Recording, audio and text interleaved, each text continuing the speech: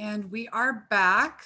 So our next session, it's my pleasure to introduce Chris McIntosh. Chris, are you on the? Hi there. We've got Chris and Carrie. Carrie. Hi. Carries, plural. So the title of this session is Using GIS for Situational Awareness Training Session. So I would like to introduce first off Chris McIntosh, and he is the CEO of Bent Ear Solutions, LLC. So Chris, it's all you. Thanks, Carrie. And Carrie Trapasso from Bent Ear's got some slides, so she'll be sharing her screen. Really excited about this session. The things that you can do with geospatial technologies never cease to amaze me. And it's also a never-ending source of frustration because everywhere we go, we see missed opportunities. And most of your organizations have these tools. You go to the second slide, Carrie.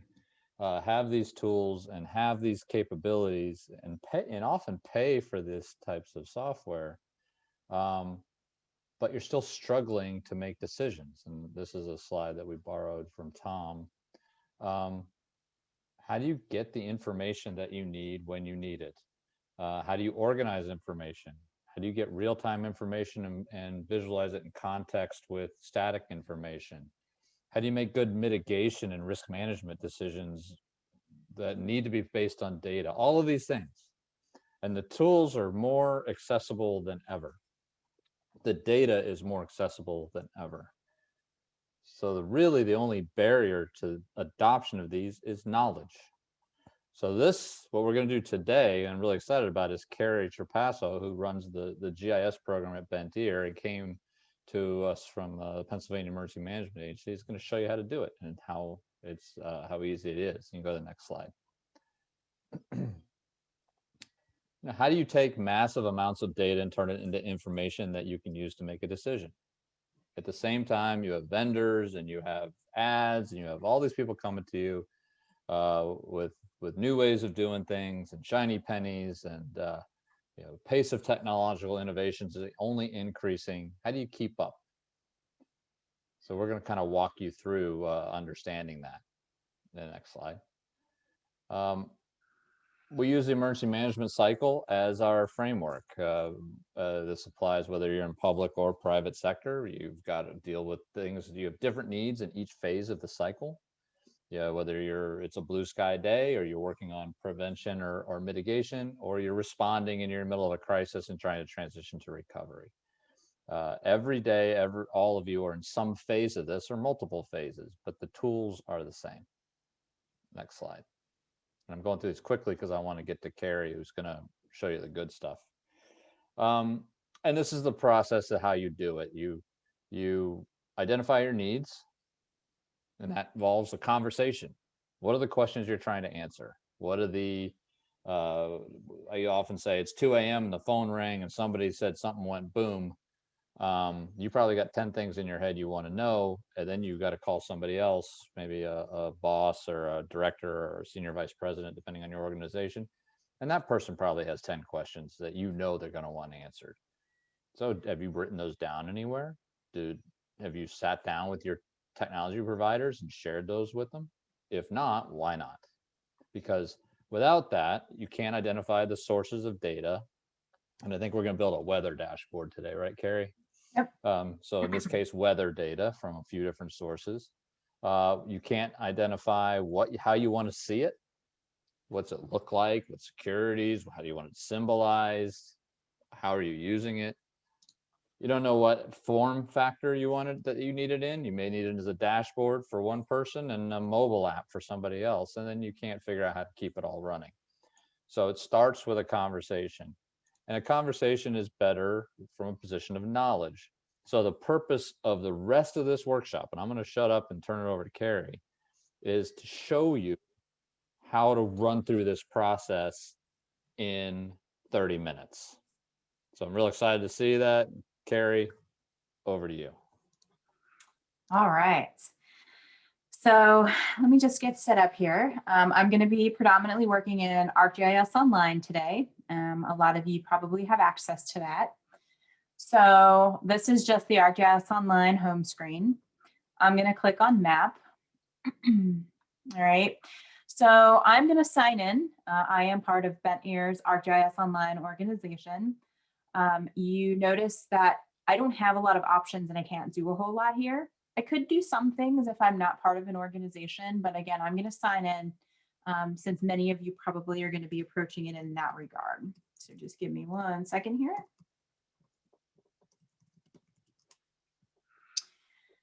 All right, so notice some additional things are now available to me because I'm again signed in. So what I'm going to do today is I'm going to walk through a whole bunch of data feeds, some from what's called the Living Atlas, talk about what that is even, some from the National Weather Service, some from just generally ArcGIS Online. Then we're going to build a dashboard from all of that information. So there's a lot of steps that go into it. Most of this stuff is available to anybody that's got that organizational account, like I just signed in under. So let's step in. And if you have any questions along the way, feel free to drop them in the chat. So the first thing I want to do is add data. Okay. And again, I'm going to add a whole bunch of different types of data.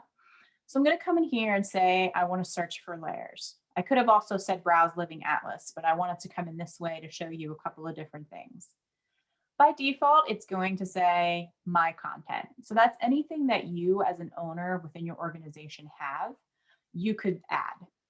You also have things that can be marked as my favorites or groups. So if you're in a group from another organization that has shared information, you can bring that in your organization. So Chris is in my organization. If he had a piece of data that I wanted to add into the map, I could do so. The two I'm going to focus on though in this are Living Atlas and ArcGIS Online, because those are the two that are most available to all of you. So I'm going to choose the Living Atlas. Right now you can see without any search, there are 4,961 layers in the Living Atlas. The number of data points is millions, plural. And what I mean by that is each one of these contains tons and tons of data. So what I'm going to do is I'm going to come in here and just search for weather. Notice I type in weather, 136 different sets of data come up with the word weather in them. The ones that I'm going to pull and focus on today are the weather watches and warnings. So I simply am going to click the plus sign. You'll start to see things come onto my map. The other thing I'm going to add is radar. All right, so this is live active radar. All of this is live. All right, so everything that you're looking at is current as it is right now. All right, the other thing I'd like to look up is local storm reports. All right, so we have the USA local storm reports, add those. Notice there's a lot of snow over here, so we'll take a look at some of those in a few minutes. The other thing I'm going to add is wildfires. So that's something that affects our friends on the West Coast a lot. Right now, Esri has current wildfires, and what that'll do is add the known fire locations as well as the perimeters. These are not necessarily real time. These are a cumulative data set. So if I only wanted to see what's going on in the past 2 days or 7 days, I would set a filter on that. And I'll show you how to set a filter here in just a few minutes. So this is not the only place that data is available, although there's a lot here. So one of the other places I wanted to point you to is the National Weather Service. So the National Weather Service, let me back out one more time. If you just go out to a browser, an internet browser, and type in National Weather Service GIS, you're going to come to something that looks like this. There's all kinds of information that you can add into a GIS map. I'm going to add a web service. For those that don't know what a web service is, it's basically a URL that points to underlying data, and that's what allows information to be visualized on my map. So in this case, I could have searched for a lot of this data. I noticed we have radar. We do have radar with time. So if you wanted to go back in time, you can see the time enabled. The watches and warnings, which I've already added. There's snow analysis, but there's a lot of other things in here too. So the one thing I want to add in here is the river gauges. There is gauge information in the Living Atlas, but it's a little bit different than this, and it comes across a little bit differently. So I wanted to show it in this particular manner. So all I did was I went to the National Weather Service GIS page, clicked on the web services, found that gauge information that I wanted. Okay, so now what do I do? For those that are used to working with services, this is what's called the REST endpoint, and this is the definition page. So describes everything that you can do and work with. All of these are the different layers that are included in this particular URL. So all of that data is available. I want it all. I don't want to say I just want Observe River or 24-hour or 48. I could, but I want the whole thing. So I'm going to simply copy this URL. I'm going to come over to my map and I'm going to say add, and I'm going to add this layer from the web. I pasted that in and I'm going to click add layer. And there are my gauges. So now those are also included in my map. One other thing that I do want to add here, so I mentioned that we're going to add something from ArcGIS Online, which is not in the Living Atlas, and that is damage photos. So if I choose damage photos, so there are disaster crowdsourced photos in here, and so I want to add those. Notice these all come in, so they're red, orange, yellow, and gray, depending on the disaster level. We'll talk about those. Notice my map's getting kind of messy, so we'll clean this up before we make a dashboard. And another one that's pretty intriguing and some that you'll find is 511 road closures. So if you come in here, there is different information on 511 road closures. And so I'm actually going to add 511 road closures. So again, this is going to bring in a huge data set that's nationwide, and it may even just say, nah, I'm not going to load because there's so much data. So I'm actually going to turn that one off for now, and we're going to filter. So you see, I have all of my data. I pulled it from many different data sources. So I brought it in from ArcGIS Online, from the Living Atlas, from National Weather Service. This could be your own data. You can load data from shapefiles that are on your own system. You can have data within your own org. There's so many places to get data. Again, we're working with a real small subset of data just to show today. So as you can see in here, it's pretty messy. All right, there's a lot of data on my map. I probably couldn't interpret most of what I'm looking at. The titles and things over here are also pretty messy. So in order to get this in a more meaningful format, I would like to rename some of the files. We're going to work on some of the pop-ups. We're going to completely remove some of the layers, and we're going to turn some of the layers off. We're also going to set some visibility levels, meaning they're not visible at this high zoom level, but they might be visible at a state level or a county level. So I'm not going to do this for every layer. I'm going to just do it to show the point. But for example, if I wanted to come in here to this USA current wildfires, I mentioned about filtering. So right now, let me turn off just some of this so we can kind of see what I'm doing here. We'll leave the radar on. So you can see here, we have the wildfires. All right. If I click on one of these, notice this is from July. It was last updated on the 25th. If I wanted to filter that information so that I'm only looking at stuff, say, in the past week or today or in a given time frame, and this becomes really important, for example, with road closures or incidents or anything that has that time factor associated with it, you can come in here and say filter, and then you can pull off of any of the fields that are within the data. So for example, there's days modified, the fire discovered. That may be what I want. Maybe I want the fire out. There's all different kinds of dates and times in here that I can pull from. So if I want modified, we'll just do modified. All right, so modified on date. Then there's different choices. Is on, is not on, is before, is after, is in the last, not in the last, and so on and so forth. So if I wanted to say it's in the last 7 days, would give me the last week. And I'm going to apply the filter. All right, so actually I filtered everything out. So maybe that wasn't the best choice to pick. I'm going to just remove the filter, but that is how you would filter records. And we can do some other filtering in a little bit. So this is a filter on the web map. The reason I focus on that is because it's a little bit different than a filter on a dashboard. So in essence, what's happening is you would have filtered all the data off this map. If you want the data to come through, but you don't want it to visually show on a dashboard or in an application, you can also set filters on the dashboard, and we'll do that in just a minute. So some of the other things you can do here, let me turn that off and turn on local storm reports. So one of the things that we can do is work on pop-ups. All right, so oftentimes when data comes in, the pop-ups aren't formatted in a nice format like this. Most of the data that I pulled in does have really nicely formatted pop-ups because it's coming from authoritative sources like the Living Atlas. Most times when you have data that is coming from yourself or from a raw shapefile or from a spreadsheet that's turned into a service, your pop-up will literally just be like any field that's in there is just listed with the data. So then you'd have to do some formatting.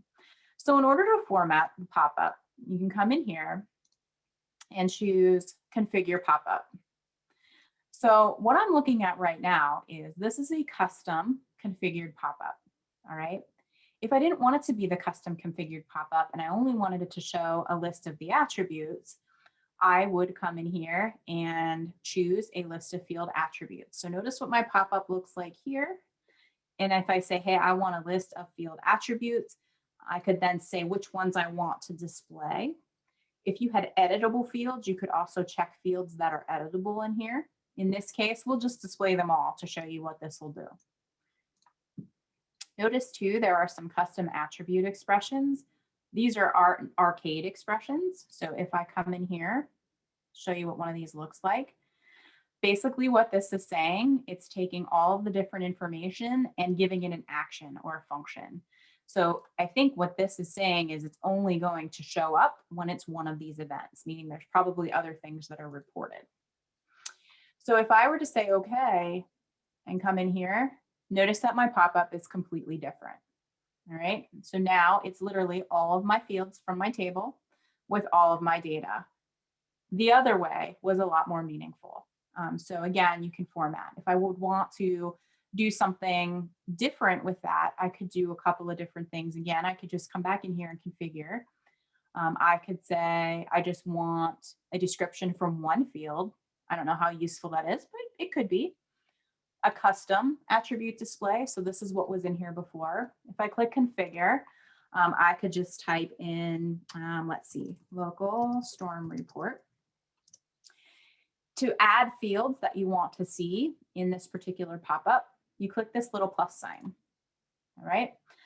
So then you sort of have to know a little bit about your data. I oftentimes will open up the data either in the table, show you how to get to that, or via the pop-up like we just did, and try to understand a little bit. So I'm just going to put in this type text. I'm going to click OK, come back out here and see what it did. All right.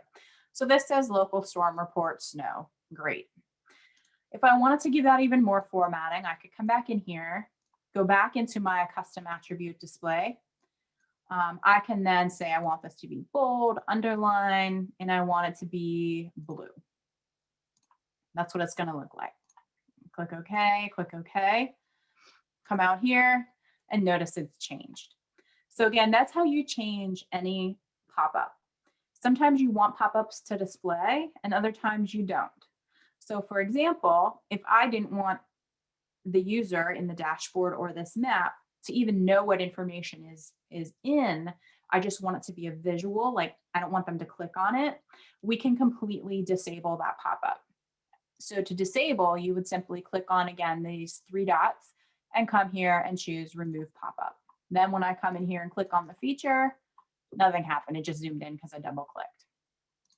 All right. So I do want the pop-up on there. It's going to be the one that I have. To do that, I just came back in and I enabled the pop-up. And I know we're pretty technical here. We are actually going to be getting into some more of the technicalities, both with this web app and with the dashboard. So again, I'll show you some tips and tricks. All right, so let me turn the storm reports off and let me turn on, let's see, the US counties. So we can see the counties. We'll do extreme and severe weather. We don't necessarily need to look at moderate and minor. We could change the gauges. I do want them on, but I don't want them visible at this scale. So again, I mentioned that yes, we want to see the gauges at a certain zoom level, but don't want it to overpower our map like this, we can set different visibilities. So what I mean by that is, if you come in here and choose set visibility range, this little slider will tell you what visibility this is visible at. So if I want it at the full scale, I can do the world or the country. If I only want it to zoom in at, say, a state or a county level, I would slide this guy to the right until it got to the level I wanted. So let's just say counties. Notice now that my layer is gray. They're not showing up on the map. So what I'm going to do is zoom in here until they do and show you what happens. So I'm now at the county level, all right, or what the zoom level county level is set to. Now my gauges have appeared and my layer is no longer gray, all right. To get back to the kind of home view, I can hit this home button and it brings me back out to that top level. All right, so an important thing to note when you are working with a web map that's going to go into a dashboard, and something that I miss even today, with live data feeds, and particularly when you're dealing with something that's like up on the wall on an EOC, you need to set refresh rates on your layers. And what I mean by that is this data is being constantly updated in the background. If I don't have that refresh rate, or if the refresh rate isn't set by the user, your data is never going to refresh. Meaning if it's in your dashboard and you have a layer that's not refreshing and there's 20 incidents, for example, and there's no refresh rate set on it, it's always going to be 20 incidents. However, if you have a refresh rate set of every half a second or half a minute or whatever you want, every minute, every 5 minutes, then you will be able to constantly have that real dynamic dashboard that's so important in situational awareness. So to set a refresh rate, you can come into any layer, again, click on the 3 dots, come down here to refresh interval. Notice the refresh interval on this particular layer in this web app is 0. Doesn't mean that it's not going to refresh. The National Weather Service and the underlying NOAA and probably Esri on the layer itself has a refresh rate. But again, it's good practice to get into. So if I want to come in here, I'll just say every minute. It's going to automatically check and I just click off of it. So now I know that has a refresh rate every minute. It's going to go out, it's going to look for new data and it's going to refresh, right? So a couple of other things I want to do with this web map before we save it and get to the dashboard to actually visualize this.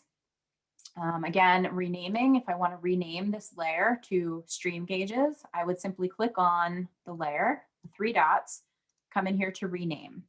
So I'm just going to put stream gauges. All right, click OK, it's renamed. One last thing I wanted to mention is sometimes you don't always want information to come through into a legend. So one of the elements we're going to add to a dashboard is a legend. The reason that we don't always want that information is because sometimes it overpowers that legend. So for example, I'm going to leave it in, but I'm going to show you what I mean. The National Weather Service, for example, those have so many different categories, it's going to overpower that legend. But if you know that you don't want those to appear in that legend, that it's kind of self-explanatory, or maybe it doesn't matter as far as like the county boundaries. We don't necessarily need those county boundaries in the legend. We can remove those from the legend or hide those. So again, I'm setting this web map up so that when it goes out to the dashboard, all of this is set and it's all set on the web map. All right. So I come in here, click on the 3 dots and say hide in legend. So now anything that I would put this web map into, the legend will be hidden for the counties. All right. I'm not going to spend a whole lot more time on this. I'm going to save this and we'll just do demo map HC. We'll just do a demo. You need to give it a title. You need to give it some tags. And I'm going to save that map. You need to save it before you do anything else with it.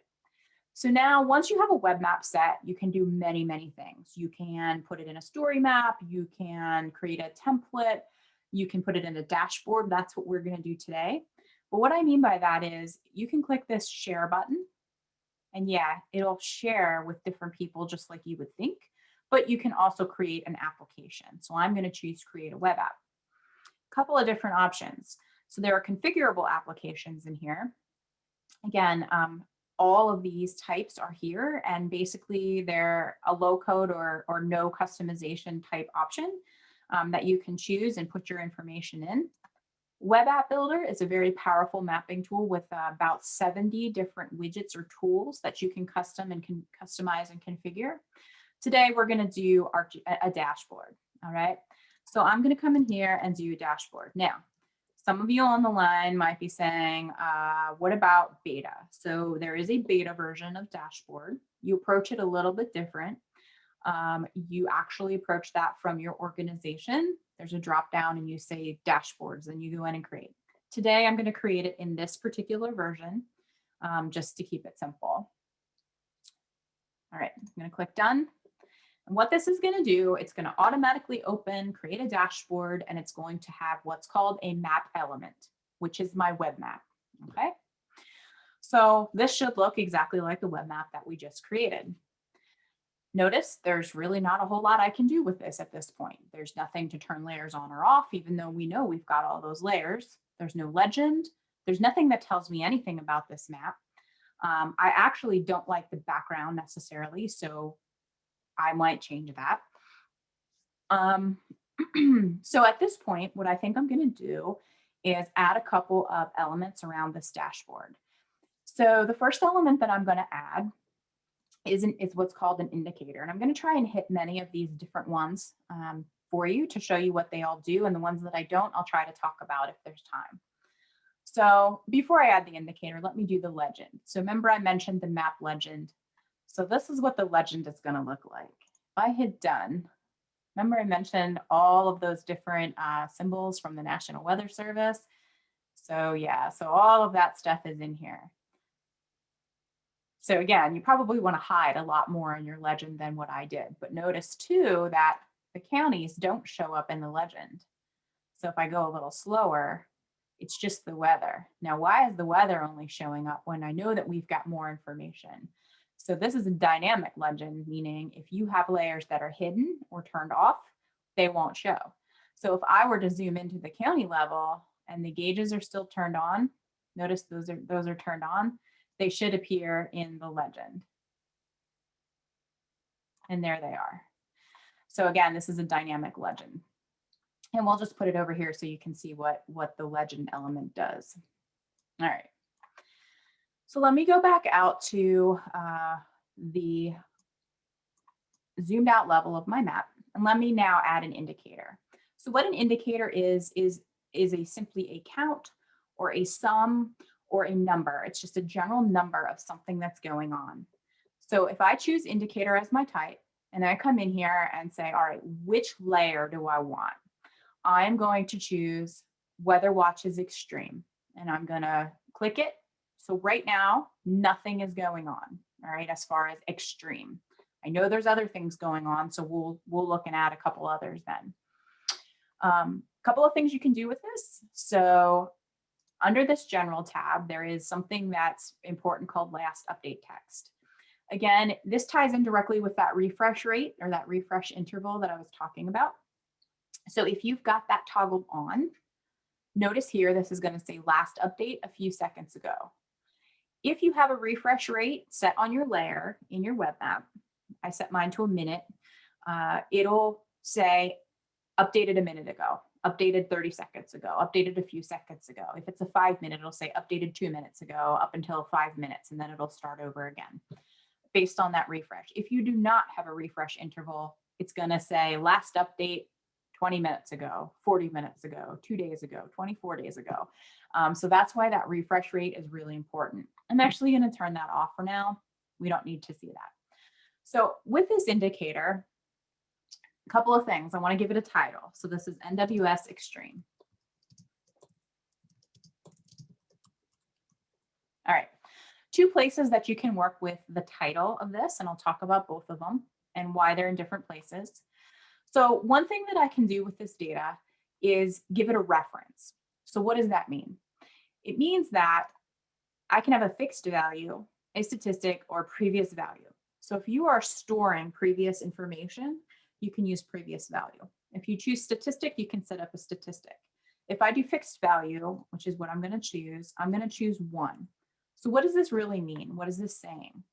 My reference value is saying do something if the reference is higher or lower, do something if the event is higher or lower than the reference. So in this case, my reference is 1. My National Weather Service extreme is 0. And so if I come to indicator, I can now do what's called a conditional format. All right, I can choose, yep, I'm going to conditionally format this thing. So now I can say anything at my reference or above can be one color. So for example, if you have a tornado warning and you want to know if there is one or more tornado warnings, you can turn the background of this red. If you don't care if it's at 0 or below, you may want it to be a different color. So you also don't need to have that reference layer visible. So even though I've set the reference and it's showing up as 1, I don't want to see a 1, so I'm going to delete it. You could have it there, especially if you're doing a trend. You might want to say something has happened in the last 15 minutes or whatever, so you could keep it there. You can also format it. So I can put some additional text here in front of that reference if I wanted to, but again, I don't want to. You can put your title in here. So this is NWS Extreme. But I typically don't put it in here. I'll show you where I typically put it in. The reason is because I have more control in the other place. This does allow you to change color. You can also specify a field that you want in here. You can make this larger or smaller. But again, I like to do it in a different spot.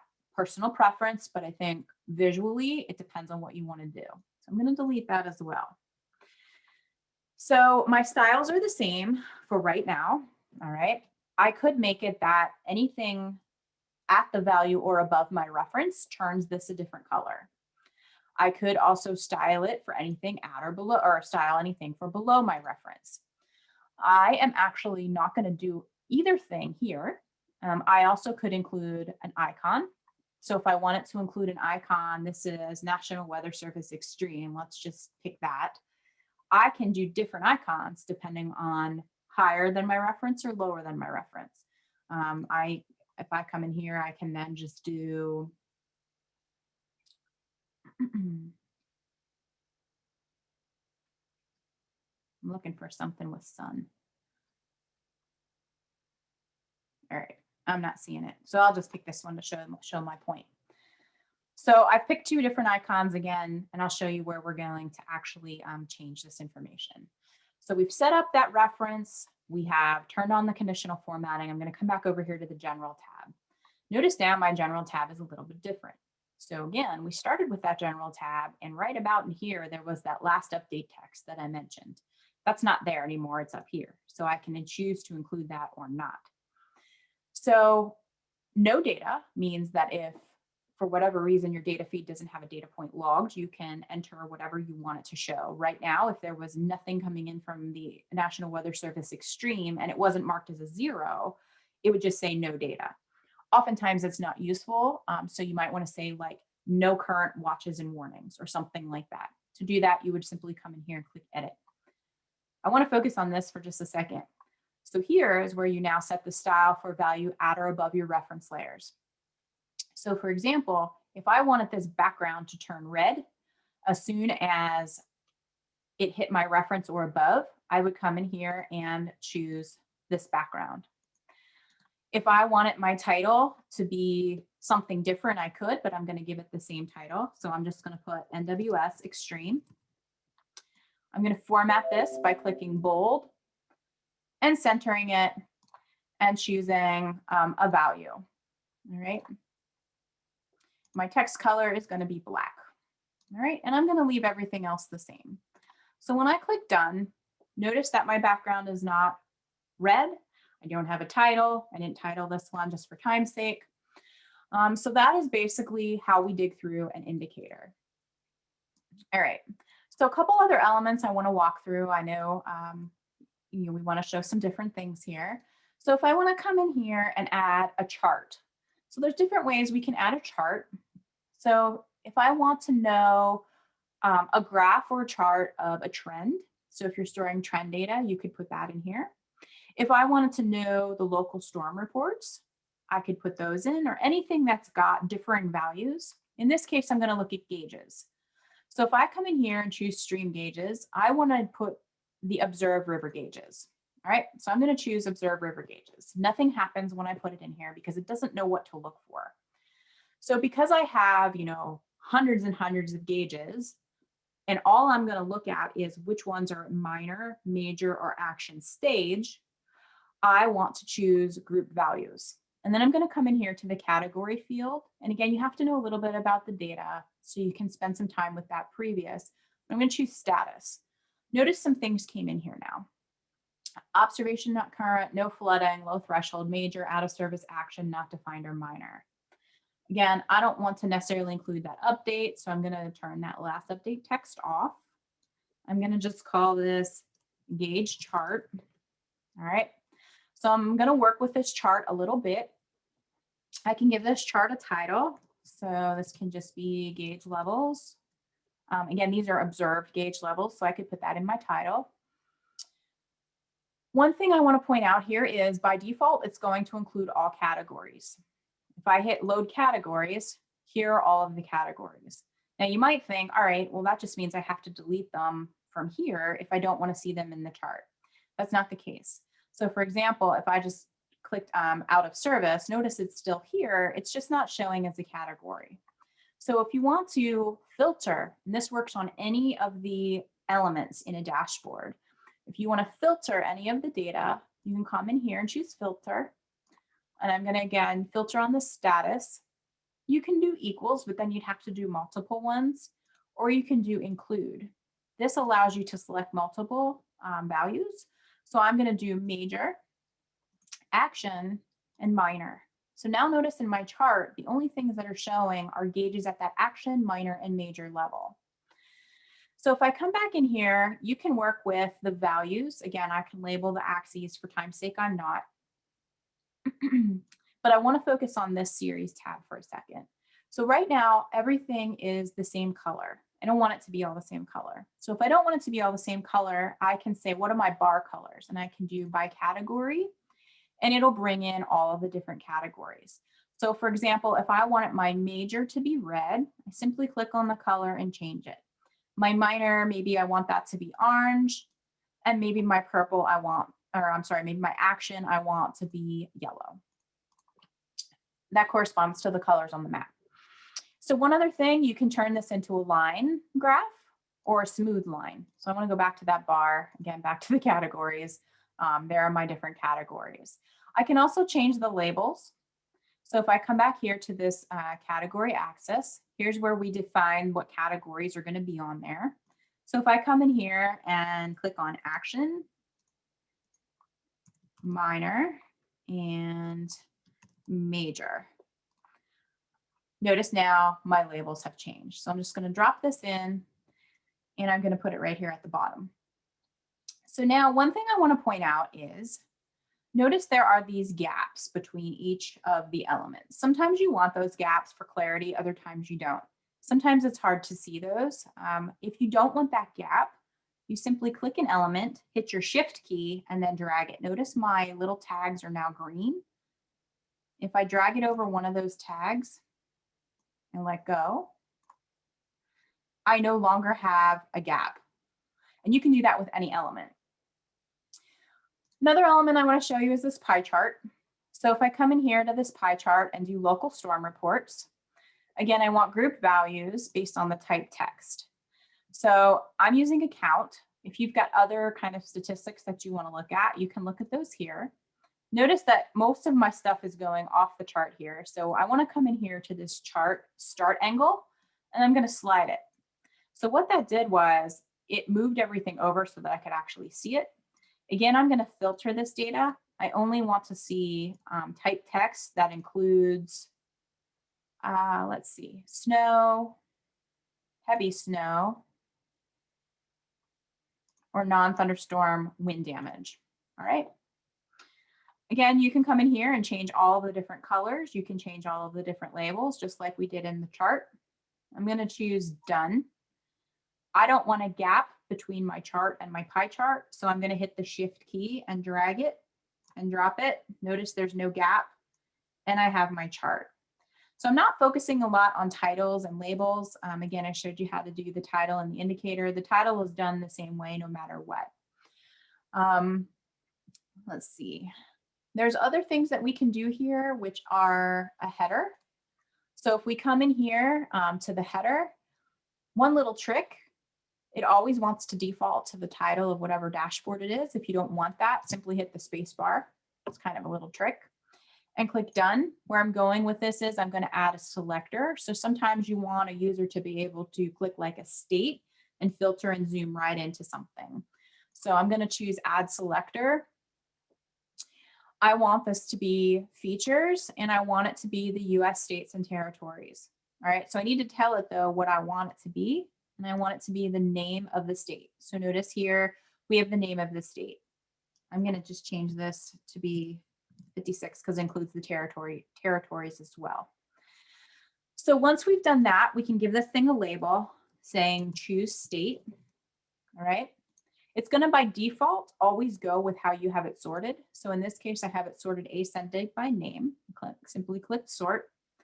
If you want to have a sort of all option or none option, you would choose this toggle. And what this did was it gave me a none option. And so I'm going to label this as all states. So by default, it would filter by whatever one is your first one in your list. With this overarching option, it'll show you everything until you choose something. So I'm going to click done. Notice here that I have a list now of all of my states. So in theory, if I were to click on one, something would happen on the dashboard. Obviously, nothing happened. We have to set actions on that. Most elements around this dashboard have actions that you can set on them. So to set an action, you come in here to configure, you choose actions, and you hit add action. So what I want this to do is I want this to filter my elements around my dashboard where applicable. So I'm going to add a target, and I'm going to pick my elements. So my National Weather Service Extreme, my gauges, and my pie chart. So now I have two options. I can match fields. So if I have the state name stored in my National Weather Service Extreme, my gauge chart, or my pie chart, I can filter it by that. I would simply choose my source field and my target field. I don't know if I do. I don't think I do actually. So I'm going to choose spatial. And what this is going to do, it's going to grab everything in the spatial boundary of that US state and filter it. I'm going to choose done. And now if I come in here and choose California, for example, it was hard to see, but this changed down in here. So now I don't have all three categories anymore, and my information here has changed. If I choose Alabama, again, you can see that it changed. And so there's nothing extreme. So of course that one wouldn't change. So I know we didn't get into too much of the other elements. I'll talk about those in a minute, but I want to make sure I get to general settings here very quickly. So to get to the general setting, I simply came up here to the setting. Also, if I want this to be black instead of white, I come up here and choose this dark theme. So to get into general settings, I click the little setting. Why this is important. You can change the text color, your dashboard background color, your element color, your outline. So if I want it red as the outline of all of my elements and I click done, notice now I have a red outline. So you can really start to brand this and really start to make it your own, really start to enhance how this is going to look. And in just a minute, I'm actually going to show you some like kind of finished products and finished dashboards. But again, I want it to get through the basics. One last thing I want to show is some things you can do on the map. So if you come in here to the map, again, all elements are configured by hovering over the blue, clicking the configure. If I want to show my default extent and bookmarks, if you have bookmarks set on the web map, they'll come through here. If not, it'll just have a home button. So you can always get back to your home zoomed out level of your map within your dashboard. If I want a legend, I can show that. Layer visibility, that's something we really want because we want to turn things on and turn things off, right? Toggle them on and off. Base map. So I mentioned to you I didn't like the base map. This is where we can do it, or we can save it on our underlying web map. If If you want to be able to search, turn that on and zoom in and zoom out. So I turned everything on. Notice now I have a whole bunch of options up here and I have a zoom in down here. So real quick, here are all of my different layers. If I turn these on, toggle those on, there those are. If I zoom around and pan around, if I click my home button, it'll take me back to that home view. Here's just an overview of all the different layers. And if I wanted to change my base map, I can come in here and do so. So that is it in a nutshell. I am actually going to kick back over to the slideshow and show you some of these finished. With the time frame, I don't want to take up too much more time on this, but again, there's so much we can do. Those are kind of the basics.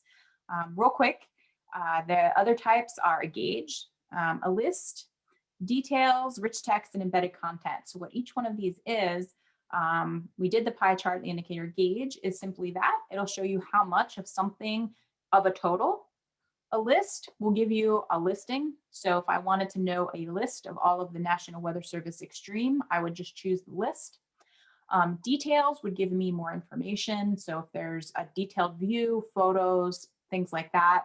Rich text is simply just typing in something about the map or like a note or a logo or something like that in the map itself. And embedded content, you can actually bring in other websites. So if you have a survey that you want to embed or another map, you can put that right in here. So with that, I'm going to minimize this and go back to the slideshow and actually walk through some finished products. And then I'll turn it over to Chris to sort of close it out here. So here is a tropical weather dashboard. And again, you can see a lot of the elements that I was showing you here. We've got indicators. Here is a list. So that's how a list would look. This is also a list. Here we've got our different icons. Here, this is kind of cool. We filtered. So one of the things that you can do with these is filtering based on a feature on the map. So in this case, it's facilities within the hurricane cone. Here's all of your weather. This is lightning intensity. That is a tropical weather. This has a filter on it as well. This is a storm surge dashboard. And the reason I'm showing you this is just to show you some of the possibilities of information that you have access to. So this storm surge is active during hurricanes. The National Weather Service puts this out through Esri, through the Living Atlas, and you can pull this right into a map. In this case, we're looking at hospitals that are in different surge zones. These are power outages. So again, we're looking at a trend of power outages versus different county level outages. Here's one of the gauges. So this is how a gauge might look on a dashboard. Here's a legend, and here's some additional lists. This is a dashboard that was configured in an actual EOC. So you can see here, we've got that the formatting on the indicator. So the conditional formatting with the reference. If this hit a certain level, I believe it was 40,000 or 45,000, that background turned red and the text turned white. So all of these other ones aren't conditionally formatted to be at their threshold or at their limit. This is monitoring threats. This has a lot of conditional formatting. So here we have different threat levels, which correspond to the levels on the map, as well as conditional indicating when there's a reference of one or more. So notice these all are the same color when they're 0, and they turn colors when they get to 1 or more.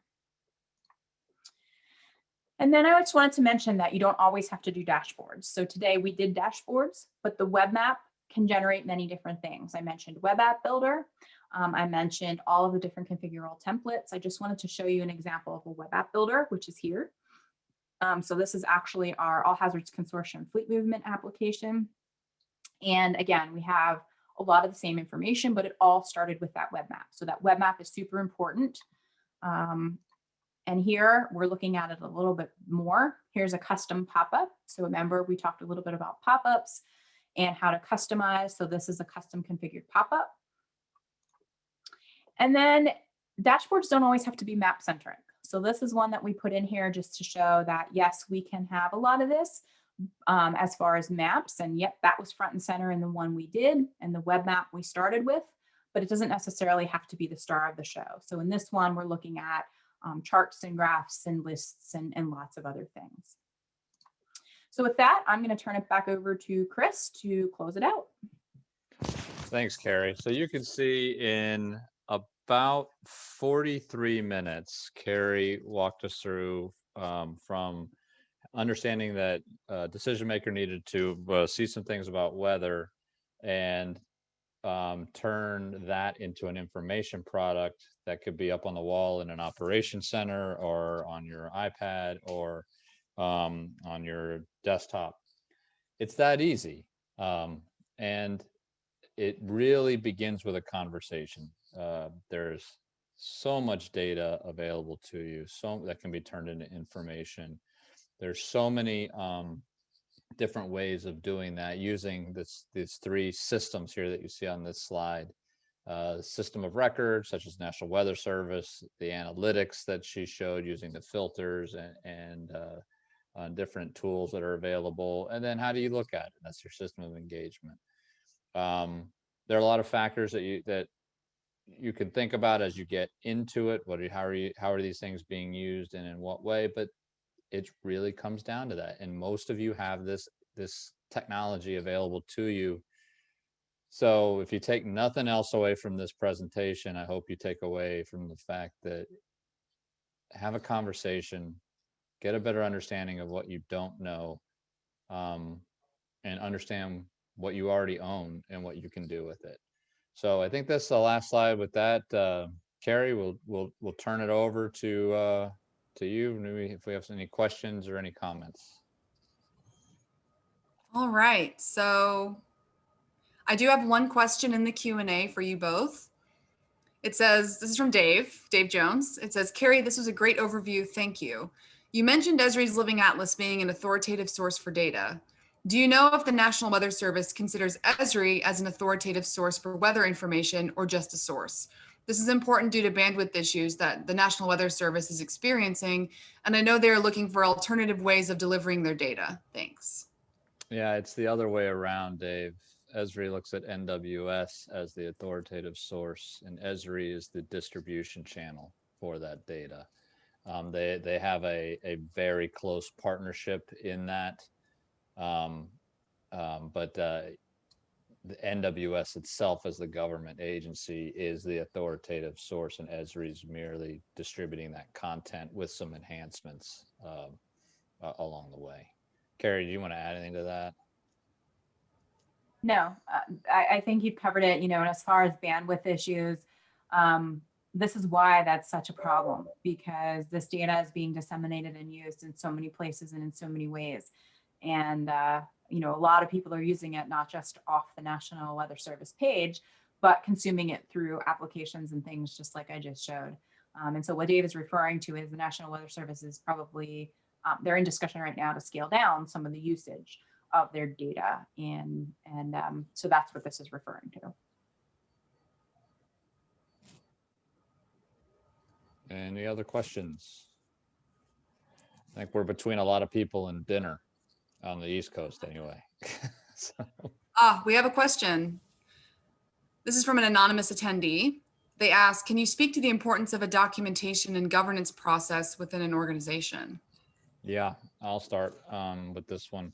So what you just showed, what Carrie just did, and you saw the flexibility, and you saw the options and the way that you can configure things and pull in different data.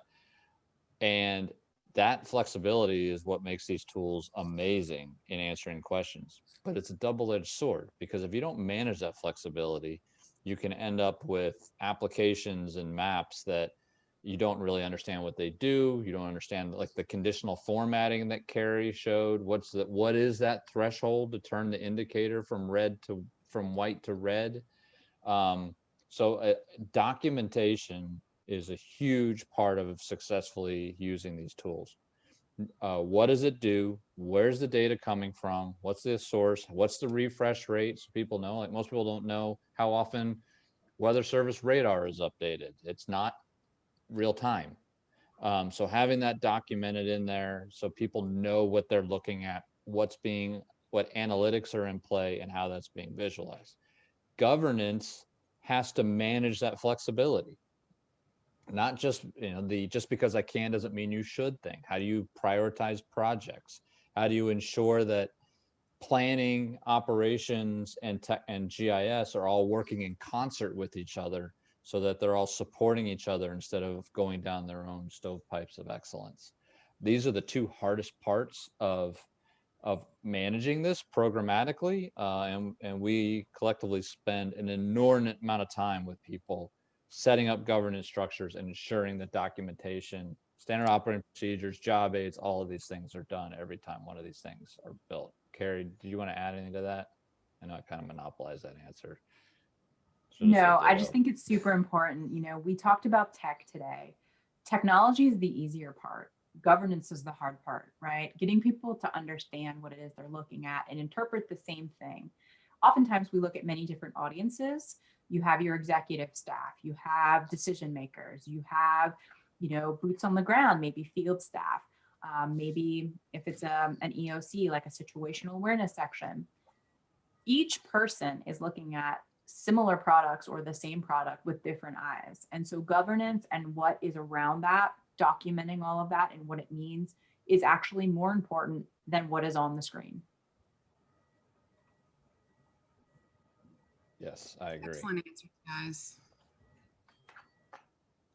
Are there any more questions? I do have a comment. This is from Dan Gallagher. He says, Carrie, that was a superb demo. As a meteorologist working for a company that provides value-added weather data layers, I particularly enjoyed this topic. Okay, we have another question from John Gustafson who says, could you talk a little bit about Esri cost? It's cheaper than you might think. I mean, you can get into this for as little as a couple $100. There's this kind of misunderstanding out there that this is really hard and really expensive. It can get that way. If you build up into a large organizational wide enterprise type of a platform deployment, it can get the software can get expensive. But to get started, a lot of people just buy like a $2,500 set of ArcGIS Online licenses. That's an annual price, and that gives you a bunch of users, five creator users, which you could do what Carrie just did, and you're in the game. So Esri's done a pretty good job of consumerizing, is that a word? It is now, their licensure, and making it so that you can get the right license for what you need. And so it's not as bad as you might think cost wise. Everything doesn't have to be $1 million project. Yeah, one thing I want to add is a lot of organizations have ArcGIS Online, and depending where you lie in that organization, you don't know that they have it. And we find that out more often than not. And so it's important to, if you already are in an organization where you work, or if you work somewhere that may have something like this, or maybe a group that might use it, it's important to ask around, because sometimes you might have these tools without even knowing you have. And I showed a very small little surface of this platform today. There's so much you can do. There's mobile pieces to this. So there's surveys, there's data collection, there's field forms, there's you name it. And so again, all of what Chris described as far as like a very low level intro with a few users, that all comes with that. And so it's important to note, it's like he said, not as expensive as you might think if you are starting from scratch. And what Carrie said, I mean, those mobile applications, field data collection applications, multiple different user interfaces, they're all included in that one license. It's a platform as a service. So the real challenge is understanding all the bits and pieces that are included in what you bought, so you get the most out of it. Well, hey, you guys, Chris and Carrie, thank you so much for the awesome demonstration. And thank you all for attending our GIS track today. We really appreciate your participation and hope you got a lot out of it. The next thing that we have is our closing comments. So we're going to start that here momentarily, but thank you again for tuning in. Thanks, Carrie. Thanks, Carrie, both Carries. Thank you, Carrie Hicks, for facilitating. Really appreciate it. Yep. Thanks, everybody.